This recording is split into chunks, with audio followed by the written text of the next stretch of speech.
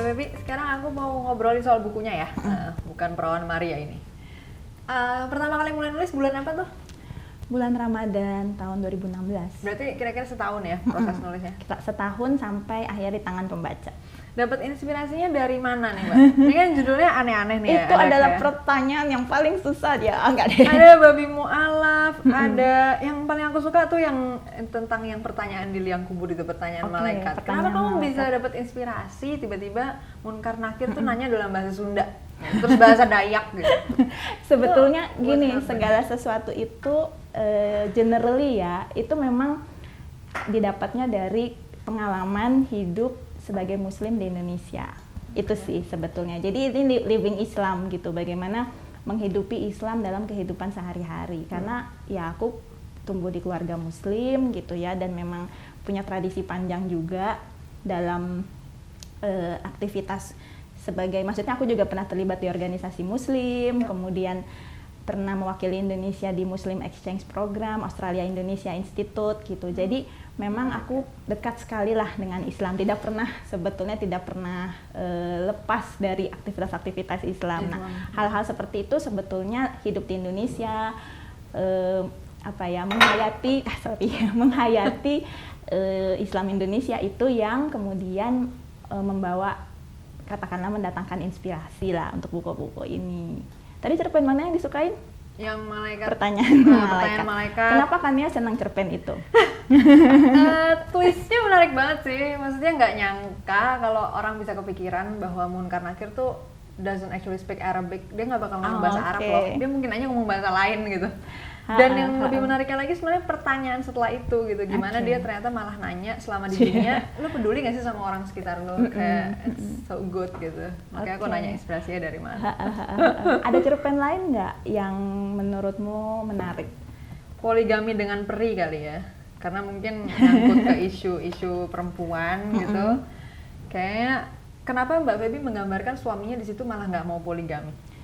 Ya, karena memang gak semua laki-laki juga mau poligami.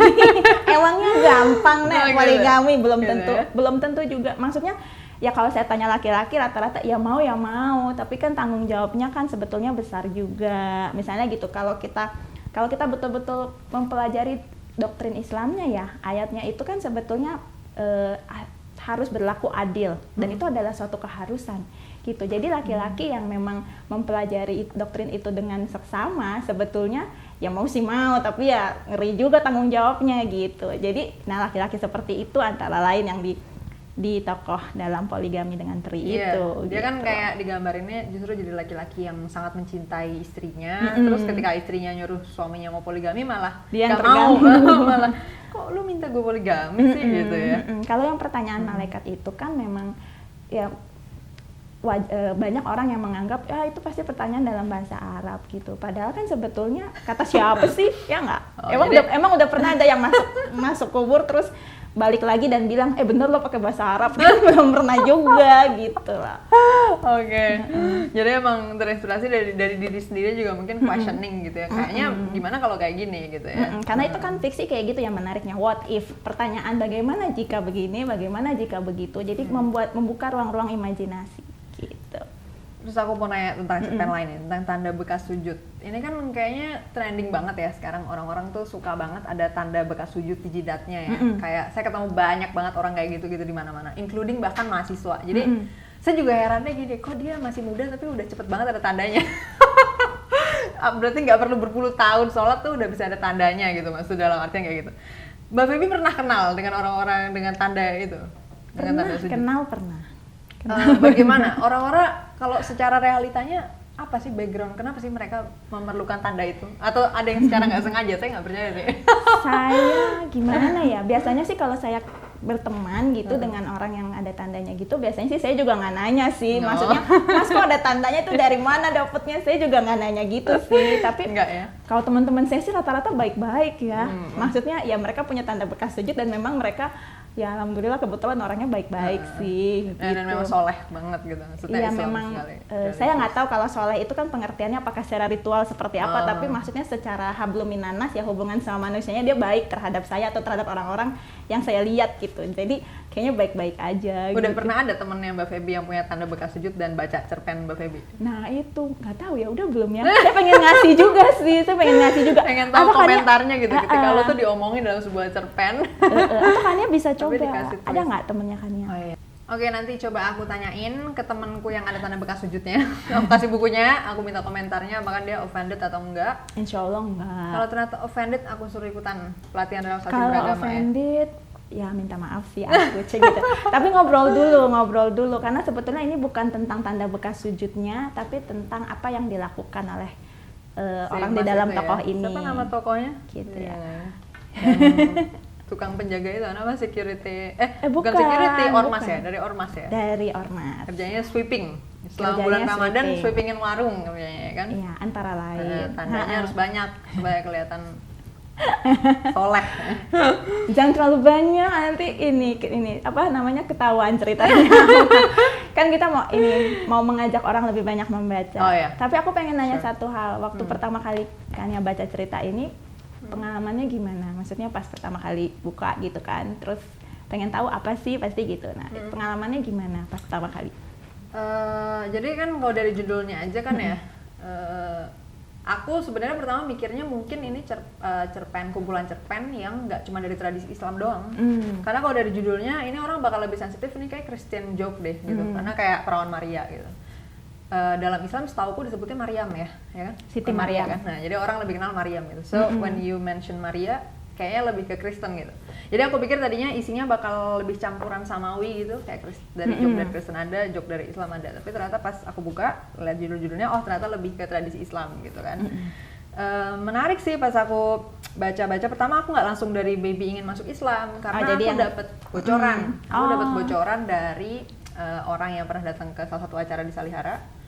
Waktu Mbak Feby katanya bacain cerpen Mbak Feby, aku itu nggak tahu acara apa. Oh, di Jakarta Post Writing Center. Kayaknya itu. Jadi Terus ada kamu- Festival Writer Series namanya. Ya, kamu bacain cerpen yang perempuan yang kehilangan wajahnya, right?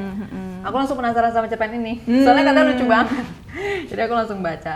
Experience-nya sebenarnya beberapa udah sempet terpikir lah di kepala, kayak orang pasti nge-joke tentang ini, nge-joke tentang itu. Cuman yang menarik dari cerpen-cerpen yang Mbak Feby tulis is actually twist-nya. Kayak hampir di semua cerpen Mbak Feby selalu mengakhiri dengan hanging gitu. Kayak endingnya tuh open ending ya. nggak pernah benar-benar close gitu. Kayak termasuk yang malaikat bertanya itu kan, pertanyaan malaikat tuh kan juga endingnya kok tiba-tiba si Sasmitanya nggak bisa jawab sih gitu, tiba-tiba nggak bisa ngomong sama sekali gitu kan. So kita bisa creating ending masing-masing gitu kan. Bagus experience-nya, aku terhibur banget. Dan nggak tahu ya, aku memang kalau aku pribadi dari awal juga personally nggak pernah take seriously apapun sih, joke tentang agama atau apapun. Aku memang selalu merasa itu bebas aja, orang boleh nge-joke apa aja. Bahkan prinsip hidupku yang paling sering aku posting dari kemarin di Instagramku adalah dark joke is still a joke. Nah, jadi kalau kamu bilang ada yang dark di sini, to be honest emang mungkin ada banyak ya, ada beberapa yang agak dark di sini dalam artian kalau lo gampang offended, fix sih, tersinggung gitu. Tapi buat aku sih tetap menarik. Karena memang selain mengajak orang untuk melihat sisi humor, juga basically yang tidak kalah pentingnya adalah mengajak orang untuk berempati. Gitu. Kalau misalnya apakah perempuan yang pakai nikab akan tersinggung atau enggak, di sisi lain memang kan sebetulnya aku mengajak orang untuk berempati. Jadi perempuan pakai nikab itu seperti apa? Misalnya nih, jadi perempuan pakai nikab menjadi pusat perhatian. Begitu di restoran orang-orang akan langsung ngelihat gimana sih caranya dia makan gitu ya. Atau kemudian misalnya ketemu teman, ketemu pria yang pernah dia ta'aruf di masa lalu, misalnya seperti itu. Keputusannya untuk menegur atau tidak menegur harus hanya berada di dia. Nggak bisa sok-sok gengsi. Biar dilihat dia aja yang negur deh, nggak bisa kayak gitu. Soalnya dia nggak akan ngelihat, nggak kelihatan. Soalnya dia nggak akan ngelihat. Jadi sebetulnya memang insider juga, maksudnya mengajak orang untuk masuk ke pengalamannya orang lain gitu loh. Nah, interpretasinya Kania tadi seperti itu, dan tentu saja itu sah untuk Kania gitu loh. Tapi itu artinya memang ini membuka banyak interpretasi, penafsiran, dan sekali lagi bisa jadi bagi orang lain itu bukan joke, bisa jadi ini adalah cerita yang memang justru malah mengundang empati. So semuanya bisa sama-sama benar. Nggak selalu juga ini orang bisa anggap ini simply joke gitu ya. Bisa juga kayak ya ini moral story-nya banyak gitu mungkin, something like Jadi it's open for any interpretation. Oke. Terakhir ya Mbak, cara ngordernya gimana? Cara ngordernya bisa ke relaksasiberagama@gmail.com, bisa ke Instagram relaksasi beragama, bisa ke Twitter relaksasi beragama, bisa di Facebook page relaksasi beragama. Nah, jadi buat yang penasaran sama cerpen-cerpennya Mbak Feby, bisa langsung order aja sesuai dengan petunjuk dari Mbak Feby tadi. Dan nanti kalau udah beli bisa dapat gratis gelang dengan tulisan relaksasi beragama dan bukan perawan Maria. Ya, segitu dulu ngobrol-ngobrolnya bareng Mbak Feby hari ini. Semoga menginspirasi dan tetap rileks dalam beragama.